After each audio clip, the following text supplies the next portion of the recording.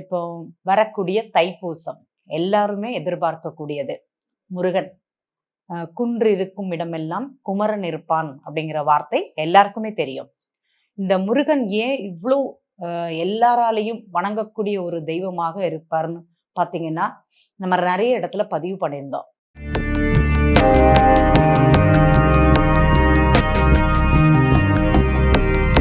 ரகசிய உண்மை சேனல் நண்பர்கள் அனைவருக்கும் வணக்கம். என்னுடைய பேர் உமா வெங்கட். நான் ஒரு அக்ஷய லக்ன பத்ததி ஜோதிடர். முருகன் அனைத்திற்குமே காரணமாக இருப்பார் அப்படிங்கிறது. நீங்க ஒரு குழந்தை பிறக்கலையா, முருகனை வேண்டுங்க, குழந்தை பிறக்கும். சஷ்டி விரதம் இருங்க. அகப்பை, கர்ப்பப்பைன்னு சொல்லக்கூடிய வயிறு, அதுல விரதம் இருந்தாலே அகப்பைன்னு கருத்தரிக்கும் அப்படிங்கிறது சொல்லுவாங்க. அதாவது சஷ்டி விரதம் இருந்தா கர்ப்பப்பையில கரு உருவாகுவதற்குண்டான காலமாக அமையும் அப்படிங்கிறது ஒரு வார்த்தை.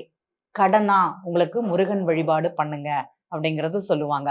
நோயா, நீண்ட நாள் நோயாக இருக்குதா, முருகனை வழிபாடு பண்ணுங்க. தொழிலா, திருச்செந்தூர் முருகனை போய் தரிசனம் பண்ணிட்டு வாங்க. ஏன்னா அது குருஸ்தலம் அப்படிங்கிற ஒரு வார்த்தை இருக்குது. நீங்க குழந்தை பிறக்கிறதுலேருந்து நம்மளுடைய ஆயுள் காலம் வரைக்கும் முருகனைத்தான் முழு முதற் கடவுளாக அப்படிங்கிறது சொல்லக்கூடியது யாருன்னா முருகன் மட்டுமே. ஏன்னா அவரு வீட்டின் செல்ல பிள்ளை அப்படிங்கிற ஒரு காரணமாக சொல்லலாம். முருகனை பத்தி பேசணும்னா நிறைய பேசலாம். இப்போ வரக்கூடிய தைப்பூசம் முருகனுக்கு மிக மிக உகந்த நாள்னு சொல்லலாம். எந்த இடங்கள்லாம் முருகன் வீற்று இருக்கிறாரோ அந்த இடத்துலலாம் சிறப்பாக கொண்டாடக்கூடிய ஒரு காலம் அப்படிங்கிறது இந்த தைப்பூச திருநாள்.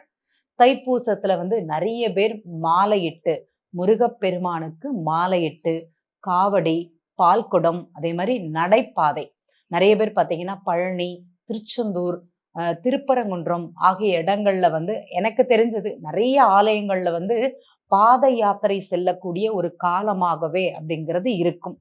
வருஷத்துல ஒரு தடவை பண்றாங்களான்னா கண்டிப்பாக பண்றாங்கன்னு சொல்லலாம். எனக்கு தெரிந்த நண்பர்கள் 48 நாள் விரதம் இருக்கிறது, 21 நாள் விரதம் இருக்கிறது, அதே மாதிரி ஒரு வாரம் விரதம் இருக்கிறது அப்படிங்கிறது இருப்பாங்க. சஷ்டியில மட்டும்தான் 6 நாள் விரதம் அப்படிங்கிறது முருகனுக்கு இருக்கக்கூடியது. ஆனா இந்த நாட்கள்ல பார்த்தீங்கன்னா முருகனுக்கு அவர்களுடைய மனம் போல், சிலர் பார்த்தீங்கன்னா சபரிமலைக்கு மாலை போடுற மாதிரி முருகனுக்கும் மாலையிட்டு, மாலை அணிந்து, விரதம் இருந்து, அதுக்கப்புறமாட்டி அந்த கோவிலுக்கு தரிசனம் செய்வது, அதுவும் குடும்பத்துடன். இதுல ஆண்கள் பெண்கள் அப்படிங்கிறது கிடையாது. பெண்கள் இந்த மாதவிடாய் நாட்கள்ல இந்த விரதம் இருக்கிறது அப்படிங்கிறது தவிர்க்கிறாங்க. அது காலங்கள் கழிந்து ஒரு 11 நாள் விரதம் இருந்து அந்த முருக ஆலயங்கள் சென்று வருவது அப்படிங்கிறது ரொம்ப சிறப்பாக இருக்குது அப்படிங்கிறது சொல்லலாம். இந்த தைப்பூசத்தையே ரொம்ப விசேஷமாக எல்லாரும் கொண்டாடுறாங்க. எல்லா நாளும் சிறப்பான நாள் தானே, கண்டிப்பாக எல்லா நாளும் சிறப்பான நாள்கள் தான். முருகனை இந்த நாட்கள்ல தான் போய் கும்பிடணும் அப்படிங்கிறது கணக்கு கிடையாது. எந்த நாள்ல வேணா அந்த ஆலய தரிசனம் அப்படிங்கிறது பண்ணலாம்.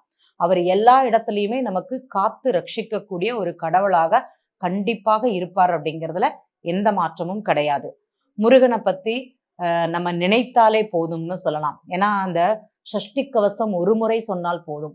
நோயாக இருந்தாலும் சரி, நொடியாக இருந்தாலும் சரி, கண் திருஷ்டியாக இருந்தாலும் சரி, அந்த சத்ரு தோஷம்னு சொல்லலாம், அந்த தோஷம் இருந்தாலும் சரி, கண் திருஷ்டின்னு சொல்லுவாங்க, அது இருந்தாலும் சரி, இந்த கவச்சத்தை சொல்லும் போது நமக்குள்ள ஒரு தைரியமும் அந்த தோஷம் அப்படிங்கிறதும் விலகுவதற்குண்டான ஒரு காலமாக அமையும். சாயந்தரம் வேளையில விளக்கேத்திட்டு சுவாமி முன்னாடி உட்கார்ந்து அந்த சஷ்டி கவசத்தை பாராயணம் அப்படிங்கிறது ஒரு 11 நாள் செஞ்சு பாருங்க. யாரெல்லாம் எந்த பிரச்சனையாக இருந்தாலும் சரி, அதை முருகன் உங்களுக்கு கண்டிப்பாக விலக்கி கொடுப்பார். அதை எதிர்கொள்ளக்கூடிய தைரியத்தை கண்டிப்பாக கொடுப்பார். ஏன் முருகனுக்கு மாத்திரம் அவ்வளோ ஒரு விசேஷம், அந்த கவசத்திற்கு அவ்வளோ ஒரு வலிமைன்னு கேட்டிங்கன்னா, சஷ்டி கவசம், கந்தகுரு கவசம், அதே மாதிரி பார்த்தீங்கன்னா இந்த பாராயணம் செய்யறது அப்படிங்கிறது ரொம்ப ரொம்ப விசேஷம். நீங்க விஷ்ணு சகஸ்ரநாமத்தை இந்த நாள்ல தான் சொல்லணும், லக்ஷ்மி சகஸ்ரநாமத்தை இந்த நாள்ல தான் சொல்லணும். அதே மாதிரி ஸ்ரீ சுத்தம், புருஷ சுத்தம் எல்லாமே இருக்குது. அது ஆண்கள் சொல்லக்கூடியது. இருந்தாலுமே அதை வீட்டில் பாராயணம் பண்ணலாமானா சில நாட்கள் மட்டும்தான் சொல்லுவோம். ஆனா இந்த சஷ்டி கவசத்தை மட்டும் தினமும் பாராயணம் பண்ணுங்க அப்படிங்கிறது தான் சொல்லுவோம். விஷ்ணு சகஸ்ரநாமத்தை சொல்லலாமானா சொல்லலாம். ஆனா விசேஷமான நாட்கள், அந்த பெருமாளுக்கு உகந்த நாள் அப்படிங்கிறதுல மட்டும்தான் ரொம்ப விசேஷமாக அப்படிங்கிறது பண்றோம்.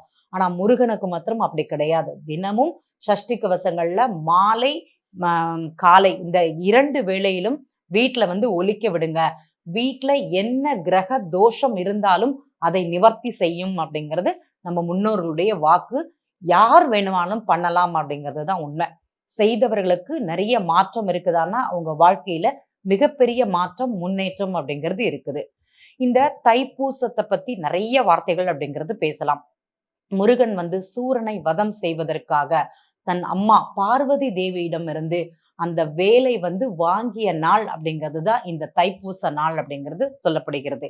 தை மாதத்தில் பௌர்ணமி நாளில் பூச நட்சத்திரத்தை அன்னைக்கு இந்த நிகழ்வு அப்படிங்கிறது நடக்கும். அது எவ்வளவு பெரிய நிகழ்வு பாருங்க. இந்த நம்ம நட்சத்திரங்கள்ல 27 நட்சத்திரத்துல பூச நட்சத்திரம் தான் 8வது நட்சத்திரமாக வரும். அந்த நட்சத்திரம் தான் இந்த வதம் செய்வதற்காக ஒரு வேலை தாயார் வந்து தன் மகனிடத்து கொடுத்ததாக ஐதீகம். அப்ப இந்த நாள் அப்படிங்கிறது ரொம்ப சிறப்பாக கொண்டாடப்படுகிறது. நீங்க வீட்டுல வந்து வேல் வாங்கி பூஜை பண்ணணும்னு யார் நினைக்கிறீங்களோ இந்த நாளில் வாங்குவது அப்படிங்கிறது சிறப்பு. அந்த வேலை வந்து வாங்கி நம்ம உடனே பூஜை பண்ணணுமான்னா கண்டிப்பாக கிடையாது. அதற்கு நிறைய ப்ராசஸ் அப்படிங்கிறது இருக்குது. முதல்ல வேலை வாங்குவது ஒண்ணு சூரியனுடைய நட்சத்திரம், செவ்வாயோட நட்சத்திரம் அப்படிங்கிறது நாட்கள்ல வாங்கலாம். இல்ல அப்படின்னா உங்களுக்கு பூச நட்சத்திரத்துல வேல் வாங்குவது அப்படிங்கிறது நல்லா இருக்கும். செய்து பாருங்கள். வீட்டுல மிகப்பெரிய மாற்றம்ங்கிறது கண்டிப்பாக கிடைக்கும். சரி, வேலை வாங்கிட்டு உடனே பூஜை பண்ணலாமா? வேலை வாங்கிட்டு நம்ம பால் அபிஷேகம், பன்னீர் அபிஷேகம், அந்த 18 திரவியங்களை வச்சு அபிஷேகம் மட்டும்தான் நமக்கு தெரியும். அதை வந்து முழுமையாக சுத்தப்படுத்துவது அப்படிங்கிறது ஒண்ணு இருக்கும். இப்ப வேலை வாங்கிட்டு முதல்ல பாத்தீங்கன்னா எண்ணெய் காப்பு, எண்ணெயில போட்டு வைக்கணும் 1 மணி நேரம், விபூதியில போட்டு வைக்கணும், சந்தனத்துக்குள்ள அந்த வேலை வந்து போட்டு வைக்கிறது, அபிஷேகம் பண்றது, அதுக்கப்புறம் பன்னீர்ல அபிஷேகம் பண்றது, பூல வந்து அத புஷ்பாஞ்சலி பண்ணி அதை அபிஷேகம் பண்றது, அதுக்கப்புறம் சுவாமி பக்கத்துல வச்சு அதுக்கப்புறம் எடுத்து நம்ம தனியா பூஜை பண்றது அப்படிங்கிறது ஒரு மகத்துவம், மிகப்பெரிய ப்ராசஸ். அதை செய்யணும் அப்படிங்கிறது உத்தமம். இப்போ எல்லா பொருளுக்கும் அந்த மாதிரி நம்ம வணங்கக்கூடிய தெய்வத்திற்கு அந்த மாதிரி இருக்குதானா? கண்டிப்பாக இருக்குது. நீங்க ஒரு கோவில்ல ஒரு சிலையை வடித்து அதை உடனே வந்து அவங்க பிரதிஷ்டை பண்றாங்களான்னா கிடையாது. இத்தனை நாட்கள் அதை எண்ணெய் தோணையில் போட்டு வச்சுட்டு தான் பண்றாங்க. இப்ப நீங்க கொடிமரத்தையும் பாத்தீங்கன்னா எண்ணெய் தோணை கட்டி அந்த கொடிமரத்தை அதுல போட்டு அதுக்கப்புறம் தான் சுத்தப்படுத்தி அப்படிங்கிறது தான் உங்களுக்கு அதை பலப்படுத்தின்னு சொல்லலாம். பிரதிஷ்டை அப்படிங்கிறது அவங்க பண்ணுவாங்க. அதே மாதிரிதான் வேலுக்கும் ஒரு மகத்துவம்ங்கிறது இருக்குது. அதை இந்த ப்ராசஸ் பண்ணிட்டு தான் அதை நம்ம வணங்குறது. அது முழு ஒரு ஊர்ஜம்னு சொல்லலாம், முழுமை அப்படிங்கிறது சொல்லலாம். அது கிடைக்கும் அப்படிங்கிறதுல எந்த மாற்றமும் கிடையாது. சரி, இந்த தைப்பூசத்துக்கு முருகன் வேல் வாங்குவது மட்டுமே சிறப்பானா? கண்டிப்பாக கிடையாது. இந்த தைப்பூசத்து அன்னைக்கு பார்த்தீங்கன்னா சிவபெருமான் வந்து திருவாதிரை நட்சத்திரத்து அன்னைக்கு அந்த மார்கழி மாசத்துல நடராஜராக இருந்து அந்த தாண்டவம் அப்படிங்கிறது ஆடினார். அது யாருக்கெல்லாம் பார்த்தீங்கன்னா மும்மூர்த்திகளான சிவபெருமான் ஆடும்போது பிரம்மாவும் விஷ்ணுவும் அதை தரிசனம் செய்தார் அப்படிங்கிறது நமக்கு தெரியும். அதே மாதிரி அந்த ஆட்டம் நடராஜ தரிசனம் ஆடும்போது அதை வந்து பார்வதி தேவி பார்த்தாங்களாம். பார்வதி தேவி பார்க்கும்போது தனக்கும் இந்த நடனம் ஆடணும் அப்படிங்கிற ஒரு எண்ணம் வந்துதான்.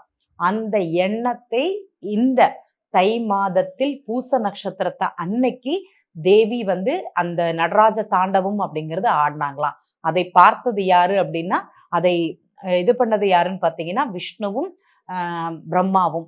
இந்த நாள் வந்து தைப்பூச நாளாக இருக்குது. இந்த தைப்பூசத்துல நம்ம முருகனை மட்டும் வணங்குவது அப்படிங்கிறது கிடையாது. நீங்க குரு சொல்லக்கூடிய கடவுளும் குரு பகவானையும் அதே மாதிரி அம்பாளையும் வணங்குவது அப்படிங்கிறது ரொம்ப சிறப்பு. இதை செய்வதில் நிறைய மாற்றங்கள் அப்படிங்கிறது கிடைக்கும். சிவகாம சுந்தரி அம்மன் வந்து நடராஜ தாண்டவம் ஆடினது பார்த்தீங்கன்னா இந்த தை மாசத்தில் பூச நட்சத்திரத்தில் பௌர்ணமி அன்னைக்கு தான் அதை ஆடி இருக்கிறாங்க அப்படிங்கிறது உண்மை. அதனால தான் அம்பாள் தரிசனம் அப்படிங்கிறது இந்த தைப்பூசத்துல ரொம்ப விசேஷமாக கொண்டாடப்படுகிறது. தைப்பூசத்துல நிறைய பேர் விரதம் இருந்து மாலை இருக்கிறீங்க. நிறைய பேர் வந்து அது தெரியாது, ஒண்ணுமே தெரியலனாலும் பரவாயில்ல. தைப்பூச நன்னாளில் உங்களால முடிஞ்சது அருகில் உள்ள கோவில்ல காவடி எடுக்கிறாங்கன்னா நீங்க போய் காவடி எடுங்க. அதற்கு தேவையான பால் ஆட்டி வாங்கி கொடுங்க. அதே மாதிரி பால் குடம் எடுக்கிறதுன்னு வேண்டுவாங்க.